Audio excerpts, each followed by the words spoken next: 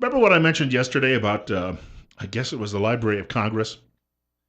Library of Congress has dropped the phrase illegal alien from its listings because apparently it hurt the feelings of some college students at Dartmouth University up in New Hampshire. So the decision was made that we're no longer going to refer to the lawbreakers as doing anything illegal. We're going to pat them on the head and just say, stay out of the way and please be respectful of the people who you're taking from. 844, Bill Colley with you on Top Story on News Radio 1310, KLIX, and newsradio1310.com. I'm going somewhere with that in just a moment, so stay with me. But I do want to remind you about our friends this morning who have been with us now a very long time on this program, Tint Lady. Tint Lady has a new location, 127 Filer Avenue in Twin Falls. You'll find that near the intersection of Washington. A much easier location for you if you're looking to drop in and just get some questions answered about tints. Window tints, of course, can help protect, well, they do paint protection. I want to mention that too. We don't do that often enough. But the window tints can help protect a lot of your valuables from the harmful rays of the sun, as well as help keep things cool on a hot summer day. And they'll do a free estimate. Now, if they install these eventually, that cooling on summer days will save you some money and eventually will end up paying for your window tints. So there you go. It's a product in the long run. It's a great investment that you can do it. It will likely also increase the value of your home, your office, or, even, well, I don't know about your automobile. It depends on how you drive it. A lot of people around here driving around with a ding or a dent. That's certainly true. But you can give them a telephone call, 736-8469, or go online, tintladyidaho.com, a business now that's been in operation locally for nearly a quarter century. They are open Monday through Friday, 9 a.m. to 5 p.m., Saturday by appointment only, closed on Sundays. And we should also mention, too, as well, they like to tell you, don't squint, get tint. Gosh, some mornings early around here, I certainly need that. If you're out on the weekends and you're driving around at sunrise, holy moly, even those little visors just don't get the job done. I'll get to my caller in just a moment on the air with us. Bill Colley with you today on News Radio 1310, KLIX, newsradio1310.com. But I do want to quickly mention there is a meeting tonight taking place about Agenda 21 and Agenda 2030 and about the BLM land grabs and other things going on here in the northwestern United States. This meeting is taking place on the CSI campus in the Shields building, room 115. That starts at 6:30 tonight. 6:30 tonight, campus of Southern Idaho, College of Southern Idaho, rather, Shields building, room 115, and the featured speaker is Karen Schumacher.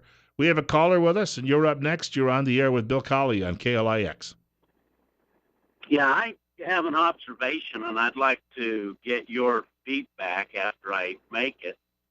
If how long do you think it would take us to defeat ISIS or to curtail the movement of illegal aliens in this country if our liberal friends took as hard of a stand against them as they do against the law enforcement in this country? Uh-huh. You know what? ISIS would be gone in a couple of months, and within a year we'd have a border wall, and illegal immigration would be ridiculously low in this country.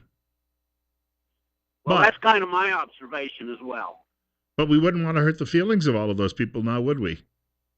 No, and of course, people that are in law enforcement, they don't have feelings anyway. That's the general impression I get from the American left and the other scoundrels out there harassing them constantly. Thank you very much for the telephone call. In Minneapolis, they're now having a big uproar because a young minority man was shot and killed by a police officer. But again, he was going for the police officer's gun. It is not the police officer's job to stand there and let you shoot him or her. That's just not how it works. Another caller joining us. You're next. You're on KLIX. Hey, good morning, Bill. You probably remember I called in laughing about how the pagans have created all the pagan holidays, and then it becomes Christian by tradition, and it's become such a Christian tradition that the pagans are trying to put down their own pagan holidays. It's the same thing with this illegal alien thing. Maybe with them quit calling them illegal alien, maybe people can actually speak the truth and call them unlawful. Yes. Just nice and simple. Great word to replace the original illegal. I thank you much for the call. It sure beats undocumented. It's like, again, undocumented. Come on. In 5 years, they'll be angry with that word. You're on the air. You're up next on News Radio 1310 KLIX and newsradio1310.com. Yes, expanding on Lloyd Smith and what's going on, and Donald Trump is a capitalist. He exercises his right to use all the laws within his, whatever. And so the point is, can you imagine if he was to be a president and he understood capitalism and independent business owners who pursue it, and we were to be allowed to actually do what we want in a good and a right manner, and to be left alone instead of having the EPA tax, over taxation and all the regulations and all this stuff that is killing us. Can you imagine what would happen to this country and how good things could be if we were allowed to just flourish instead of being hammered down like this administration has done? I'll hang up. Thanks, Bill. I thank you for the call. And, just to mention, there is a case that is going to be going before the Supreme Court involving some of these regulatory agencies like the EPA and their ability to what they call promulgate. Promulgating a regulation. In other words, they make the laws on their own without the consent of the governed, and because Congress allows them to do it. And some courts have upheld some of this over the last 20 years.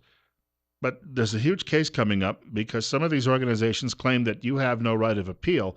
The EPA is going around making decisions, and then they'll claim, well, we didn't exactly do this. They're trying to shift the words around in a Orwellian style to say, well, we didn't tell them not to do it, even though the homeowner or the landowner got a letter saying, we're looking into this and you shouldn't be doing this. This case, which will hinge on that 4-4 Supreme Court right now because of that vacancy, could have some serious ramifications because if they allow, the liberals on that court allow the EPA to get away with this sort of stuff, we will no longer be the land of liberty. 9 minutes away from 9 o'clock. Bill Colley with you on Top Story on News Radio 1310, KLIX and newsradio1310.com. Daily Caller has this. A federal immigration enforcement agency is admitting, in not so many words, that it failed miserably last month when it refused to detain an illegal alien charged with vehicular homicide who is now on the run. On Wednesday, U.S. Immigration and Customs Enforcement, that is ICE, named 19-year-old Edwin, and I guess the last name is pronounced Miea, to its most wanted list. There's a New York Mets pitcher who has the same last name, and I think that the J is silent in the middle of it. Mejia, who also used the alias Eswin, has been on the run since posting bond to leave jail on February 5th, but he likely would not have the status of fugitive if ICE had honored the Omaha Police Department request for an immigration hold, which it did not. This fellow ended up killing a 21-year-old woman. She was sitting apparently at a red light. He was drag racing, here illegally, but drag racing, and smashed into the back of her vehicle, and she was killed instantly. That's somebody's daughter, by the way. Can I mention that? Just like the young woman in San Francisco who was gunned down while walking innocently on a pier by another one of these illegal aliens. I should put that in a nice term because, the other illegal aliens out there would complain, and, they complain that I was being mean to them because they're killing people and getting away with it, and that could be the end of my job because it hurts their feelings when we call them out sometimes as killers. Caller referenced Donald Trump. Another quick point about Donald Trump. We'll get into some Trump news in the next hour. How can you avoid it? But I came across this Jamel Bowie, who I never heard of until one morning I saw him on one of the Sunday morning talk shows. Might have been on ABC's This Week. He's a young writer. He's been getting promoted a lot by mainstream media because, well, he's a person of color. And I don't know that he may actually be a good reporter and writer, a good columnist. But I think that they looked at it and said, all of the other black guys on our shows are really old now. We say there's a young black man walking on the street. Bring him in. Not that they would do that. I worked in media management. Used to be told, well, we've got to have this number of Asians, this number of blacks, this number of. I kid you not. But what if they're not very good at the job? Well, it doesn't matter. You got to have the rainbow there, so you go ahead and do it. He writes, speaking of Trump, how conservatives are so angry at Trump supporters. He said in the past, this is how conservatives have talked about struggling blacks. If inner cities and rural black communities were poor and dysfunctional, it was because of cultural deficiencies, not broad economic problems. With more effort, went the argument, they could overcome economic isolation. And he writes, but now more whites than ever are sinking toward the bottom, living in the same conditions that have faced black Americans. And he said, suddenly conservatives are talking about them in the same way. And then he says there's a history of this. He breaks this down going all the way back to pre-Civil War, when wealthy white planters in the South were calling the poor whites ragtag and bobtail. He actually has a quote here from an Alabama lawyer and a secessionist by the name of Daniel R. Hundley, who wrote a book, Social Relations in Our Southern States. And ragtag and bobtail is Hundley's moniker, meaning name, for the poor whites of the South, whom he also calls, quote, poor white trash, unquote.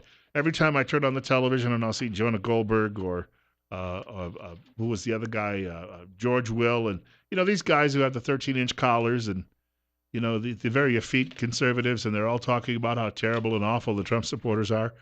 It's only getting worse because yesterday that 15-year-old girl showed up at the, was it yesterday? It happened in the last couple of days. She showed up at a Trump rally, and somebody said, well, she got maced. Isn't this awful? These Trumpistas are macing teenage girls.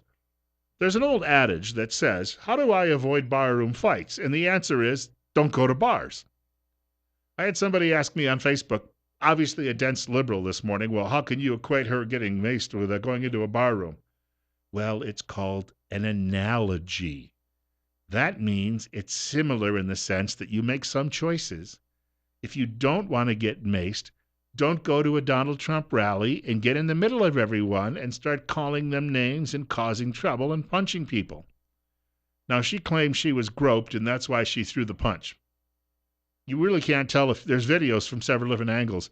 There's such a scrum of people going on. She and some of her friends are there with their Black Lives Matter signs. She, by the way, is white and blonde. But she knows the pain of the Black Lives Matter crowd. So she was there screaming in the faces of the Trump supporters. And these youngsters are right in the middle of all of this, and they're pushing and shoving, and she says, I was groped. Well, I've been in subway cars sometimes where it's so dang crowded, everybody gets groped, intentionally or not, right? And at some point, she takes a swing at some guy, and you just see an arm come reaching over the crowd, and you see the can, and she gets a face full of mace. Now, she looked older than 15.